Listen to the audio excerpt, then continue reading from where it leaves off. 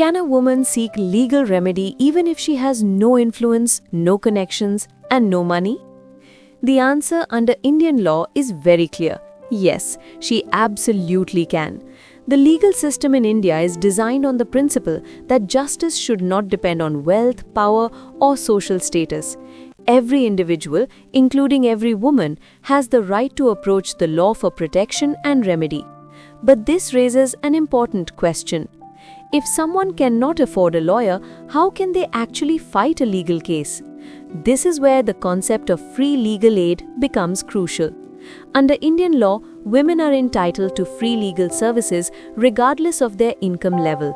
This means that even if a woman does not have financial resources, she can still get a lawyer appointed through legal services authorities established at the national, state, and district levels.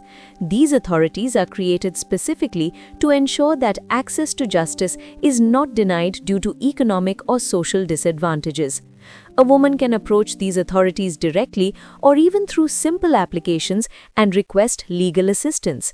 In many cases, courts themselves may direct that legal aid be provided if they see that a person is unable to afford representation. In addition to this, many courts have simplified procedures for certain types of cases, making it easier for individuals to file complaints without complex formalities. For example, in some matters, complaints can be filed directly before a magistrate. In others, police authorities are obligated to register complaints and begin action according to law. Importantly, the law also recognizes that women may face additional barriers such as fear, intimidation, or lack of support.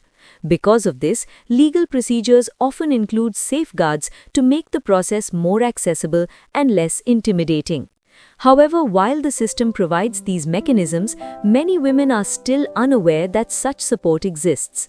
This lack of awareness can sometimes create the false impression that justice is only for the powerful or the wealthy. In reality, the law does not support that idea.